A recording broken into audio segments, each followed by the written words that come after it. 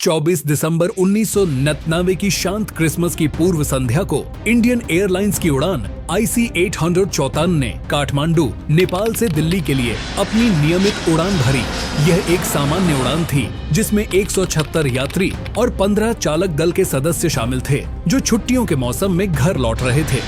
हालांकि उड़ान भरने के 40 मिनट बाद यह यात्रा एक भयावह दुस्वप्न में बदल गई। 5 नकाबपोश सशस्त्र आतंकवादियों ने विमान को हाईजैक कर लिया, जिससे एक 8 दिवसीय संकट शुरू हो गया, जिसने भारत की राष्ट्रीय सुरक्षा और कूटनीति की कमजोरियों को उजागर कर दिया। इस घटना ने न केवल देश की आंतरिक सुरक्षा प्रणाली में खामियां दिखाईं, बल्कि इसके दूरगामी परिणाम भी हुए, जिन्होंने भारत के आतंकवाद विरोधी दृष्टिकोण और क्षेत्रीय सुरक्षा संबंधों को हमेशा के लिए बदल दिया। यह अपहरण उस समय की भू राजनीतिक पृष्ठभूमि में हुआ था जब भारत और पाकिस्तान के बीच कश्मीर मुद्दे पर तनाव चरम पर था। अपहरणकर्ताओं का संबंध पाकिस्तान स्थित कश्मीरी आतंकवादी समूह से था और उनका उद्देश्य भारत में बंदी बनाए गए अपने नेताओं की रिहाई कराना था। यह संकट 21 दिसंबर 1999 को कंधार में बंधकों की रिहाई के साथ समाप्त हुआ, लेकिन इसकी कीमत बहुत अधिक थी। भारतीय कैद में रखे गए 3 कुख्यात आतंकवादियों को मुक्त कर दिया गया। यह रिपोर्ट केवल घटनाओं का कालक्रम नहीं है, बल्कि एक राष्ट्र की प्रणालीगत विफलताओं, कूटनीतिक दबाव और पीड़ितों के मानवीय संघर्ष का गहन विश्लेषण है। IC-854 का अपहरण एक अत्यधिक सुनियोजित ऑपरेशन था जो त्रिभुवन अंतर्राष्ट्रीय हवाई अड्डे काठमांडू से उड़ान भरने के तुरंत बाद शुरू हुआ। भारतीय मानक समय के अनुसार 16:63 पर उड़ान भरने के लगभग 40 मिनट बाद 5 हाईजैकर्स ने विमान का नियंत्रण ले लिया। मुख्य स्टीवर्ड अनिल शर्मा, जो उस समय पायलटों को जलपान परोस रहे थे, को एक नकाबपोश व्यक्ति ने रिवॉल्वर और ग्रेनेड दिखाकर धमकाया और कॉकपिट में घुसने की मांग की। जैसे ही हाईजैकर्स ने नियंत्रण संभाला, उन्होंने अपनी क्रूरता दिखानी शुरू कर दी। उन्होंने चालक दल को परोसा गया भोजन हटाने का आदेश दिया और पुरुष यात्रियों को महिलाओं और बच्चों से अलग कर दिया। उनकी आंखों पर पट्टी बांध दी और सहयोग न करने पर विस्फोटक से जान लेने की धमकी दी। पायलट कैप्टन देवी शरण ने 1656 IST पर Delhi air traffic control ATC को हाईजैक कोड भेजकर स्थिति की जानकारी दी। अगले 8 दिनों तक विमान को कई हवाई अड्डों पर ले जाया गया, जिससे संकट की जटिलता बढ़ती गई। अमृतसर, भारत। हाईजैकर्स ने कप्तान को पश्चिम की ओर पाकिस्तानी हवाई क्षेत्र की ओर उड़ान भरने का निर्देश दिया। हालांकि ईंधन कम होने के कारण विमान को भारत में अमृतसर के राजा सांसी हवाई अड्डे पर उतरने के लिए मजबूर होना पड़ा। यह 1901 IST पर उतरा और यहाँ एक निर्णायक समय था जब भारतीय अधिकारी विमान को रोकने में विफल रहे। देरी से परेशान होकर हाईजैकर्स ने 2 यात्रियों सतनाम सिंह और रूपिन कात्याल को चाकू मार दिया। रूपिन कात्याल की उनके हनीमून के दौरान मौत हो गई। कप्तान शरण ने 4 बार ATC से संपर्क किया। उन्हें बताया कि हाईजैकर्स ने AK-47 राइफलें निकाली हैं और बंधकों को मारना शुरू कर दिया है, और उन्होंने विमान को तुरंत ईंधन देने का अनुरोध किया। लाहौर, पाकिस्तान। अमृतसर से उड़ान भरने के बाद विमान ने लाहौर में उतरने की अनुमति मांगी, जिसे पाकिस्तानी ATC ने शुरू में मना कर दिया। हवाई अड्डे की सभी बत्तियां और नेविगेशनल एड्स बंद कर दिए गए थे। ईंधन कम होने पर कप्तान ने राजमार्ग पर जबरन लैंडिंग की धमकी दी, जिसके बाद पाकिस्तानी अधिकारियों ने नेविगेशनल एड्स चालू कर दिए। भारत के बार बार अनुरोध के बावजूद कि विमान को लाहौर में रोक दिया जाए, विमान को फिर से ईंधन दिया गया और 22:32 IST के आसपास उड़ान भरने की अनुमति दी गई। दुबई, संयुक्त अरब अमीरात। विमान दुबई में उतरा, जहां UAE के अधिकारियों ने भारतीय अधिकारियों के साथ सहयोग किया और 6 बंधकों को रिहा करने में मदद की। हालांकि उन्होंने भी विमान को फिर से उड़ान भरने से नहीं रोका। कंधार, अफगानिस्तान। आखिरकार विमान अपने अंतिम गंतव्य तालिबान नियंत्रित अफगानिस्तान के कंधार में उतरा। यह स्थान एक रणनीतिक पसंद था, क्योंकि तालिबान शासन अपहरणकर्ताओं के उद्देश्य के प्रति सहानुभूति रखता था। अमृतसर हवाई अड्डे पर जो हुआ, वह केवल एक परिचालन विफलता नहीं थी, बल्कि भारत की राष्ट्रीय सुरक्षा प्रबंधन प्रणाली के पूर्ण पतन का एक उत्कृष्ट उदाहरण था।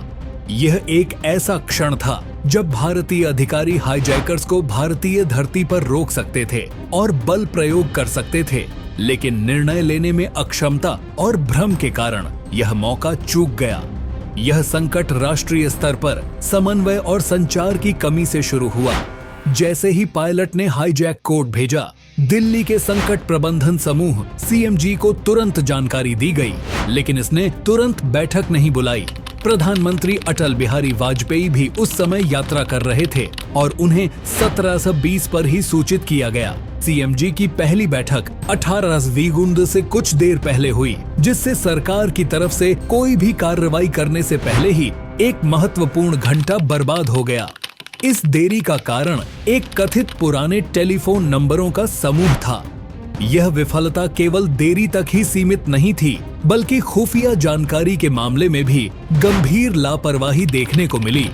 एक पूर्व रॉ अधिकारी के अनुसार एक रॉ जासूस ने काठमांडू में ही एक संभावित हाईजैक की चेतावनी दी थी। इस चेतावनी को एक वरिष्ठ रॉ अधिकारी शशि भूषण सिंह तोमर ने दबा दिया था, जो आयरॉनिकली हाईजैक किए गए विमान में ही एक यात्री थे। खुफिया जानकारी की कमी नहीं थी, बल्कि कमान और सूचना साझा करने की श्रृंखला में ही एक गंभीर खराबी थी। एक अधिकारी द्वारा एक महत्वपूर्ण चेतावनी को दबाना एक ऐसी प्रणालीगत कमजोरी को उजागर करता है जो बाद में पूरे संकट के दौरान राष्ट्रीय सुरक्षा के लिए एक बड़ा खतरा साबित हुई। अमृतसर में जमीन पर स्थिति पूरी तरह से अराजक थी। वहां कोई भी एक व्यक्ति प्रभारी नहीं था। विभिन्न एजेंसियों, डीजीपी, आईजी, डिप्टी कमिश्नर के अधिकारी मौजूद थे, लेकिन कोई भी स्पष्ट कमान नहीं ले रहा था। स्थानीय अधिकारी दिल्ली से निर्देश का इंतजार कर रहे थे। इस दौरान राष्ट्रीय सुरक्षा गार्ड एनएसजी की टीम, जो विमान को रोकने के लिए तैयार थी, सरकारी वार्ताकारों के समय पर न पहुंचने के कारण उड़ान नहीं भर पाई और विमान के उड़ान भरने के 26 मिनट बाद अमृतसर पहुंची। इस विफलता के कारण कई मूल्यवान अवसर हाथ से निकल गए। अधिकारियों ने विमान को रोकने के लिए उपलब्ध विकल्पों का उपयोग नहीं किया, जैसे कि ईंधन भरने वाले टैंकर का उपयोग करके विमान को इमोबिलाइज करना या हवाई पट्टी को अवरुद्ध करना। यह सब इस गलत धारणा पर आधारित था कि विमान, जिसका ईंधन कम हो रहा था, कहीं और नहीं जा पाएगा। इस निर्णय ने भारत की सौदेबाजी की शक्ति को पूरी तरह से समाप्त कर दिया और सरकार को कंधार में हाईजैकर्स की शर्तों पर बातचीत करने के लिए मजबूर कर दिया। यह विफलता दिखाती है कि एक राष्ट्र की सुरक्षा न केवल सैन्य शक्ति पर निर्भर करती है, बल्कि एक स्पष्ट, उत्तरदायी और अच्छी तरह से समन्वित संकट प्रबंधन प्रणाली पर भी निर्भर करती है। जब IC 1814 कंधार में उतरा, तो भारतीय सरकार को एक अभूतपूर्व स्थिति का सामना करना पड़ा। भारत ने तत्कालीन तालिबान शासन को मान्यता नहीं दी थी। इससे उसे एक ऐसी इकाई के साथ बातचीत करने के लिए मजबूर होना पड़ा जिसे वह एक धूर्त राज्य, रोग स्टेट मानती थी। भारतीय बातचीत दल का नेतृत्व विदेश मंत्रालय MEA के संयुक्त सचिव विवेक काटजू कर रहे थे और खुफिया ब्यूरो IB के वरिष्ठ अधिकारी अजीत डोभाल मुख्य वार्ताकार के रूप में कार्य कर रहे थे। इस टीम को शुरुआत में ही हाईजैकर्स की तरफ से अत्यधिक मांगों का सामना करना पड़ा। हाईजैकर्स ने 36 आतंकवादियों, $200 मिलियन और आतंकवादी सज्जाद अफगानी का शव जारी करने की मांग की। बातचीत करने वाला केवल एक ही हाईजैकर था, जो धारा प्रवाह अंग्रेजी और शुद्ध उर्दू बोलता था, जबकि बाकी समय समय पर धमकी देते रहते थे। बातचीत के दौरान भारतीय वार्ताकारों को जल्दी ही एहसास हो गया कि हाईजैकर्स एक तीसरी पार्टी या अपने हैंडलर्स से परामर्श कर रहे थे। यह हर मांग पर उनके 30 मिनट की देरी से पता चलता था। हाईजैकर्स के साथ 7 दिनों के दौरान बंधकों ने अकल्पनीय शारीरिक और मानसिक यातनाएं झेली। उन्हें गंभीर मारपीट, शारीरिक दुर्व्यवहार, भोजन, पानी और नींद से वंचित रखा गया। उन्हें बार बार नकली फांसी और मौत की धमकी दी गई और उन्हें बुनियादी स्वच्छता सुविधाओं से वंचित रखा गया। यात्रियों के व्यक्तिगत खाते इन भयावह अनुभवों को और भी गहरा कर देते हैं। यात्री रचना कात्याल ने उस डरावने पल को याद किया जब बंदूक और चाकू से लैस लोगों ने चिल्लाते हुए उनसे सिर नीचे रखने को कहा। एक अन्य यात्री शांति पटेल ने बताया कि 20 साल बाद भी उन्हें उन दिनों के बुरे सपने आते हैं और वे कई सालों तक PTSD, चिंता और अवसाद से पीड़ित रहे। हालांकि इस अंधेरे के बीच भी साहस और मानवता की अविश्वसनीय कहानियां सामने आईं। इस दुखद घटना के कुछ गुमनाम नायकों में शामिल हैं रूपिन कात्याल, जो अपने हनीमून पर था, ने अन्य यात्रियों को बचाने की कोशिश करते हुए अपनी जान गंवा दी। अनिल कौशल, एक एयर होस्टेस जिसने हाईजैकर्स को शांत करने के लिए अपनी जान जोखिम में डाली। सतनाम सिंह, एक यात्री जिसने स्वच्छता बनाए रखने के लिए गंदे शौचालयों को साफ करने की पेशकश की। पूजा कटारिया, एक अन्य यात्री जिन्होंने बाद में साझा किया कि एक हाईजैकर जिसका उपनाम बर्गर था, ने आश्चर्यजनक रूप से यात्रियों के साथ अंत्याक्षरी भी खेली। ये कहानियां संकट की मनोवैज्ञानिक जटिलता को दर्शाती हैं। हाईजैकर्स की क्रूरता, रूपिन कात्याल को चाकू मारना और सामान्यता के अजीब पलों, अंत्याक्षरी खेलना के बीच का टकराव पीड़ितों को एक गहरा, परेशान करने वाला अनुभव देता है। एक बार जब विमान कंधार में उतर गया तो भारत के पास अपनी सेना का उपयोग करने का विकल्प नहीं था। बंधकों की सुरक्षा सुनिश्चित करने के लिए बातचीत ही एकमात्र विकल्प था, जिससे सरकार पर भारी दबाव पड़ा। इस दबाव में भारतीय सरकार ने हाईजैकर्स की अंतिम मांग को स्वीकार कर लिया। मौलाना मसूद अजहर, हरकत-उल-अंसार के एक प्रमुख नेता और वैचारिक, मुश्ताक अहमद जरगर, एक कश्मीरी आतंकवादी नेता, अहमद उमर सईद शेख, एक ब्रिटिश पाकिस्तानी आतंकवादी। यह निर्णय बेहद विवादास्पद था। विपक्षी दलों ने इस कदम का समर्थन नहीं किया और सर्वदलीय बैठक का बहिष्कार किया। इसके बावजूद बंधकों की जान बचाने की तत्काल आवश्यकता ने सरकार को समझौता करने के लिए मजबूर कर दिया। तत्कालीन विदेश मंत्री जसवंत सिंह स्वयं 3 आतंकवादियों को कंधार ले गए। इस सौदे के तहत हाईजैकर्स ने अपने और रिहा किए गए आतंकवादियों के लिए सुरक्षित रास्ता देने की मांग की। भारतीय अधिकारियों को उम्मीद थी कि तालिबान उन्हें गिरफ्तार कर लेगा। हालांकि तालिबान ने इसके बजाय उन्हें एक वाहन में बैठाया और पाकिस्तानी सीमा तक पहुंचाया, जहां उन्हें मुक्त कर दिया गया। मौलाना मसूद अजहर ने अपनी रिहाई का लाभ उठाया और जैश-ए-मोहम्मद (JM) नामक एक नया कट्टरपंथी संगठन बनाया। यह समूह भारतीय संसद पर 2001 के हमले सहित कई आतंकवादी हमलों के लिए जिम्मेदार था।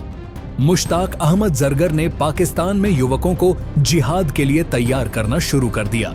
अहमद उमर सईद शेख को बाद में अमेरिकी पत्रकार डैनियल पर्ल के अपहरण और हत्या में उनकी भूमिका के लिए गिरफ्तार किया गया और वह 9/11 के हमलों की योजना में भी शामिल थे। यह घटना एक भयानक चेतावनी थी कि आतंकवाद के साथ समझौता करने से यह समाप्त नहीं होता, बल्कि यह और भी बड़े पैमाने पर हिंसा और भर्ती को बढ़ावा देता है। हाईजैक ने भारत की सुरक्षा नीतियों में कई महत्वपूर्ण बदलावों को भी प्रेरित किया। नागरिक उड्डयन सुरक्षा, काठमांडू के लिए उड़ानें 5 महीने के लिए निलंबित कर दी गईं और सख्त सुरक्षा उपायों के साथ फिर से शुरू की गईं। भारतीय हवाई अड्डों की सुरक्षा की जिम्मेदारी केंद्रीय औद्योगिक सुरक्षा बल CISF को सौंपी गई। यह घटना प्रणालीगत विफलताओं, संस्थागत अक्षमता और कूटनीतिक समझौतों की एक दर्दनाक गाथा है। इंटेलिजेंस ब्यूरो के पूर्व प्रमुख A.A.K. डोभाल ने इस घटना को भारत के लिए एक कूटनीतिक विफलता और एक खूनी शर्म कहा था। इस संकट ने जो सबसे महत्वपूर्ण सबक सिखाया वह यह था कि आतंकवाद के सामने झुकना उसके अंत का कारण नहीं बनता, बल्कि उसे और अधिक बढ़ावा देता है। 3 आतंकवादियों की रिहाई ने भारत में 1 दशक से अधिक समय तक चलने वाले आतंकवाद के नए अध्याय को जन्म दिया। आज 25 साल बाद भी यह घटना भारत के लिए एक गंभीर चेतावनी के रूप में खड़ी है। यह हमें बताती है कि राष्ट्रीय सुरक्षा के लिए निरंतर चौकसी, प्रभावी समन्वय और सख्त नीतिगत रुख कितना महत्वपूर्ण है। न केवल पीड़ितों को सम्मान देता है, बल्कि भविष्य की पीढ़ियों को यह भी याद दिलाता है कि राजनीतिक निर्णय और संस्थागत तैयारी हमारे देश की सुरक्षा के लिए कितनी महत्वपूर्ण है।